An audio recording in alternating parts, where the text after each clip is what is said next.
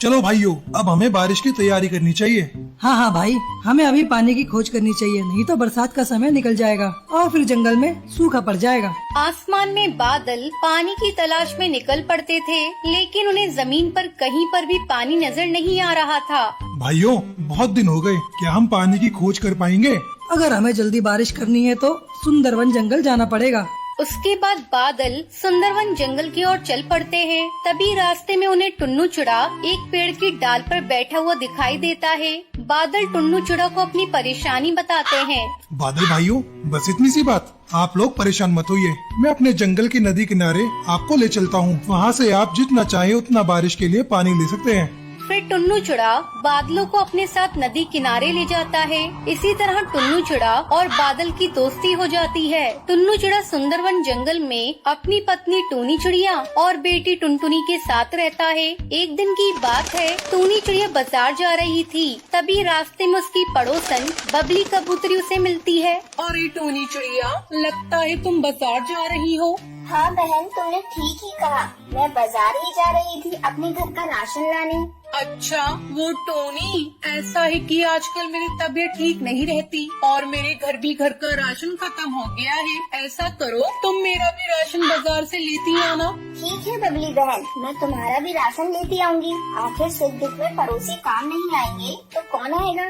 बबली कबूतरी अपने सामान के लिए टूनी चिड़िया को पकड़ा देती है। फिर टूनी चिड़िया बाजार चली जाती है। थोड़ी देर बाद टूनी चिड़िया जब बाजार से लौटती है, ये लो बबली कबूतरी, मैंने तुम्हारा राशन ला दिया है और कोई काम हो तो मुझे बता देना। उसके बाद टूनी चिड़िया अपने घर चली जाती है। इस तरह कई दिन गुजर गए। अब बबली कबूतरी अपनी बीमारी का बहाना बनाकर टूनी चिड़िया से अपने घर का सारा काम करवाने लगी और खुद आराम से बैठकर झूला झूलती। रोज रोज टूनी चिड़िया को बबली कबूतरी के घर का काम करते देखकर एक दिन सुंदरी कौवी बबली कबूतरी के घर आती है और उसे झूला झूलते देखकर उससे कहती है, अरे बबली कबूतरी, मैंने तो सुना था तेरी तबीयत खराब है और तू है कि यहाँ आराम से झूला झूल रही है।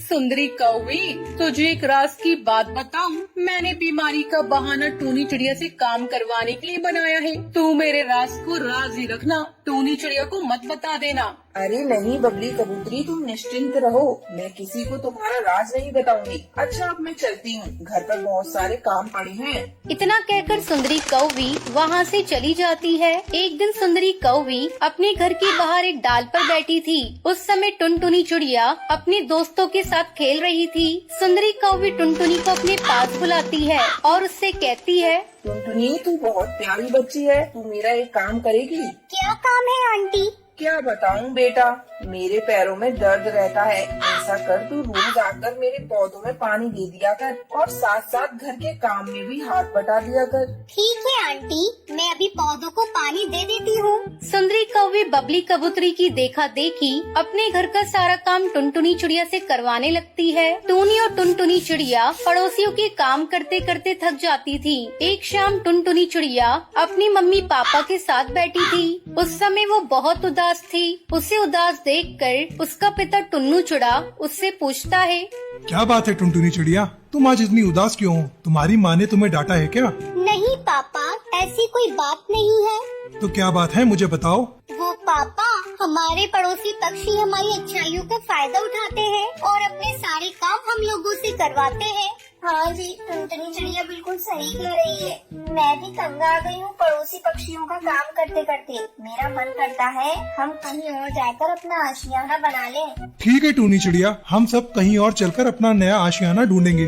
फिर सब खा पी कर सो जाते हैं। अगले दिन टुन्नू चिड़ा अपने परिवार के साथ नई आशियाने की तलाश में जाता है, लेकिन उन्हें घोंसला बनाने के लिए कोई सुरक्षित जगह नहीं मिलती। तब टुन्नू चिड़ा टूनी चिड़िया से कहता है, चलो मैं तुम दोनों को अपने बादल दोस्त के पास लेकर चलता हूँ। अगर वो थोड़ी जगह हमें दे देगा तो हम लोग बादलों में ही घर बनाकर रहेंगे। फिर टुन्नू चिड़ा सबको लेकर अपने दोस्त बादल के घर जाता है और बादल को अपनी समस्या बताता है। टुन्नू चिड़ा को दोस्त बादल उन्हें अपने साथ रखने के लिए तैयार हो जाता है। फिर टूनी चिड़िया अपने परिवार के साथ बादलों में घर बनाकर खुशी खुशी रहने लगती है।